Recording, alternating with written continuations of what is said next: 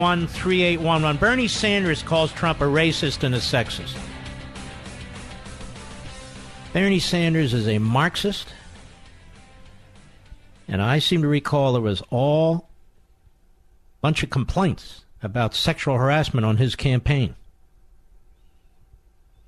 But it's time we call these people what they call us.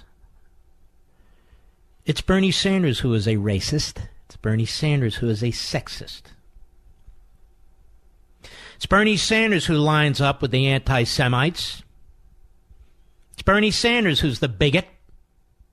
It's Bernie Sanders who called the anti-Semite bigot Islamicist Omar and basically stood with her, told her to stand strong despite her poisonous propaganda. That would be Bernie Sanders. Doddering old fool. He's an old red.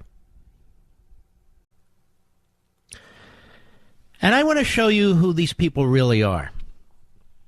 I want to show you who these people really are.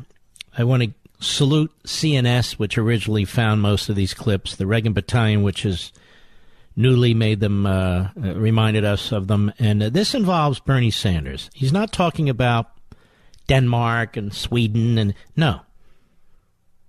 He's hardcore. In this first clip, he's talking about Nicaragua. On August 8, 1985, when Daniel Ortega took over, he's a communist. He's there now. He's killing people now. He's imprisoning people now, trying to hold on to power, because the people there are upset, because their liberties have been denied. Ultimately, it leads to a police state in one form or another, and that's what you have now in Nicaragua. Cut 3, go. One of the things that I think I learned on my trip, you know, as a socialist, the word socialism does not frighten me, and I think it's probably fair to say that the Nicaraguan government is primarily a socialist government. No, it's a Marxist government, but that's okay. We can call it a kumquat if you'd like. It's a kumquat government. It's a banana. It's whatever you want it to be. Go ahead. You learn down there is that socialism or anti-capitalism is much less prevalent than nationalism. Basically what they're saying is we've been under the thumb of the Marines. As you know, the Marines installed the Somoza family. You know, the United States, which is it's a devil nation. It's a devil nation. You have to hate America. That's why most of these fools like Sanders, they hate Israel, they hate America. It's all one and the same thing. Go ahead. We've been under the thumb of the United States for our entire modern history, and we're not going to be under the thumb of anybody anymore. Nicaragua is our country. We will do the right things for the So he's defending a communist regime, okay? That's what he's doing.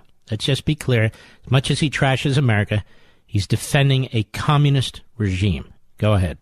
We'll make our mistakes, but we will make them independently as an independent and free nation. That is the theme of their revolution. No, it's not the theme of their revolution. The theme of their revolution is Marxism. And the people won't make any decisions. It'll be made for them. So there he is praising one communist regime, Nicaragua. Now he's going to praise Fidel Castro, also August 8, 1985. And this is in the midst of the Reagan administration. Cut 4, go.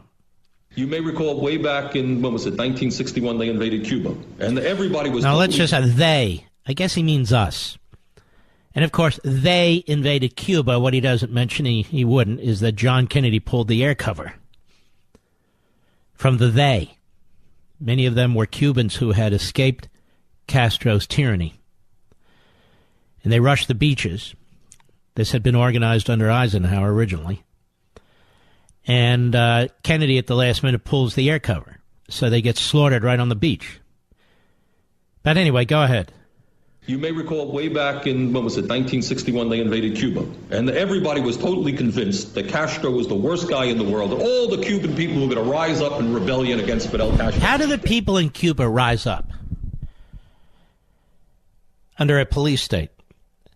Castro, Che Guevara, you know, all those T-shirts that lionize him. He's a mass murderer, a genocidal nut, and a racist, by the way. They killed people. It's not so easy just to rise up. What do you think, it's Vermont? Go ahead. Got that he educated the kids, gave them health care, totally transformed. He educated the kids and gave them health care. You see, ladies and gentlemen, that all works beautifully. That's why the newest car there, if you're a commoner, is like a 1957 Chevy Impala.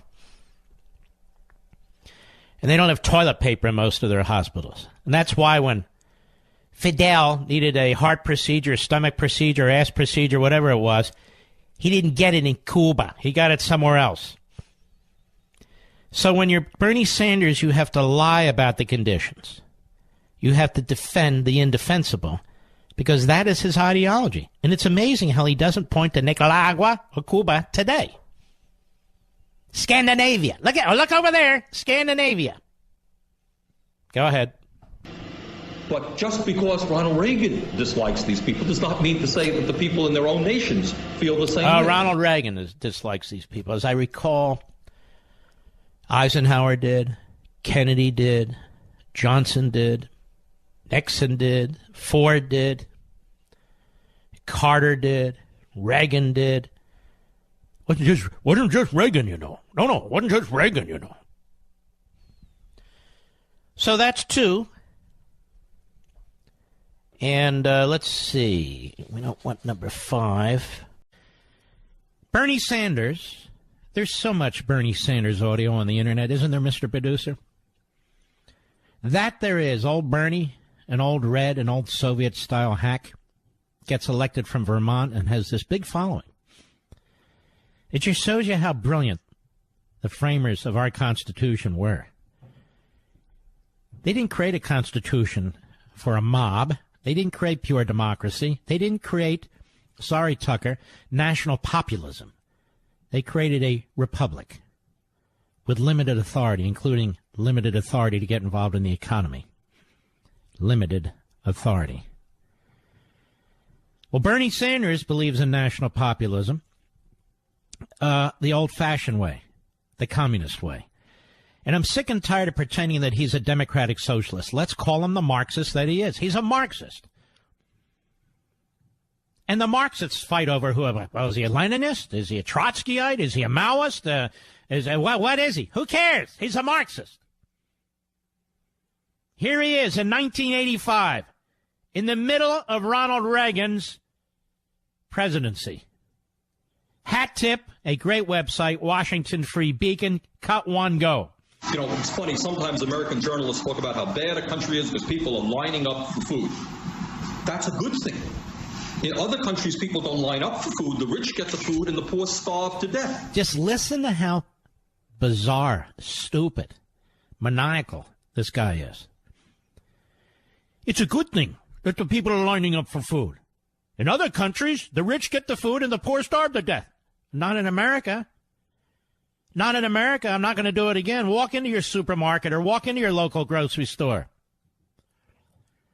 There is food in there that anybody can afford. Go to the 7-Eleven. We have fast food restaurants all over the country. They're under attack by the left, by the big cities, by the healthcare frauds.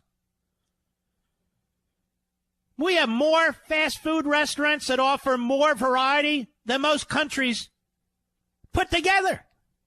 And we mock them. You want a salad, you can get a salad. You want chicken, whether it's fried or whether it's broiled, you can get your chicken. You want mashed potatoes, you want French fries. You want green beans, you want baked beans. Excuse me.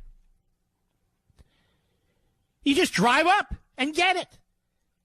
The world's never seen anything so magnificent. And we attack them. Wow, $15 minimum wage, and they got to point the calories, and this food is bad, and we got the lawsuit. This guy dropped this on his genitals, and then we got this one and that one, and blah, blah, blah, blah, blah. It's unbelievable.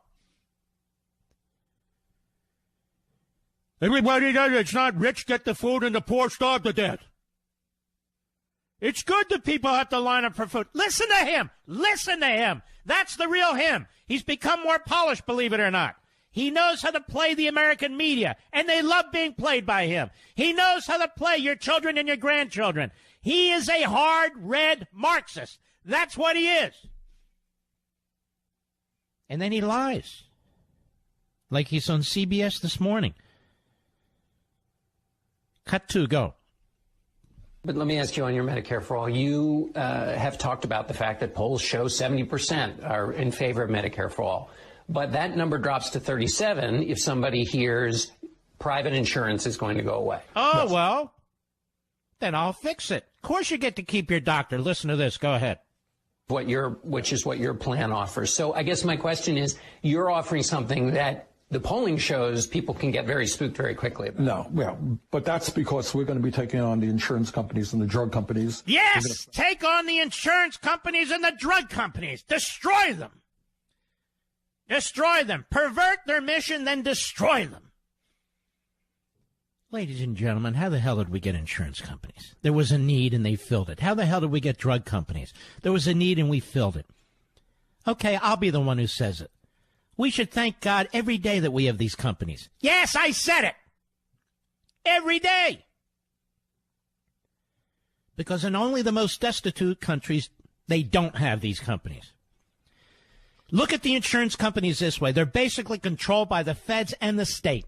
They're not offering you what they want to offer you. They're not pricing you what they want to price. They're not competing because they're not allowed to compete. They only can do what they're told to do, pretty much, and operate within those parameters. Let them free. Let them be free. Like the insurance on your automobile, or the insurance on your apartment, or the insurance on your truck, or the insurance on your home.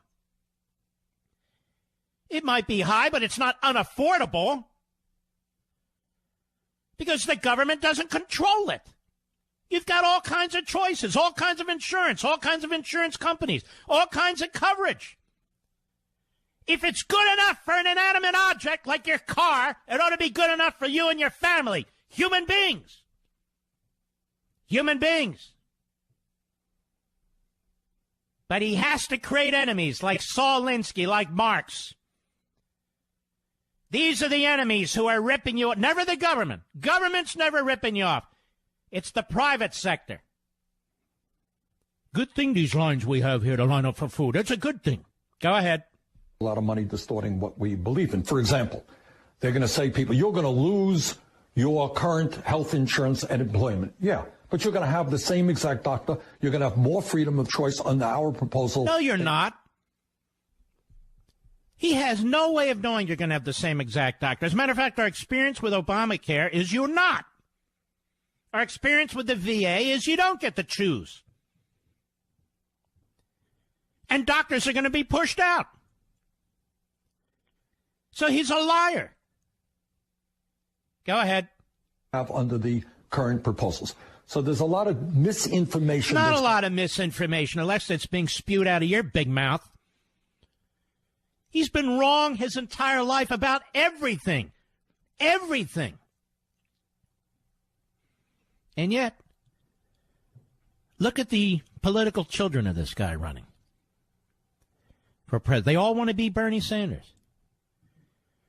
None of them believes in individual liberty.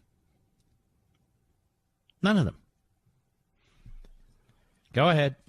Around on this issue. The bottom line is the average middle-class family will save money, will spend less money on health care. We'll have How more many choice. times have you heard? Didn't you hear that under Obamacare? You're going to save money and spend less money, and you're going to be able to keep your doctor, and if you like your plan, you can keep that. How many times are you going to be lied to and snookered by these left-wing goons? Seriously. You don't like politicians. We don't like them, and yet, look, here, run our lives. You don't want these...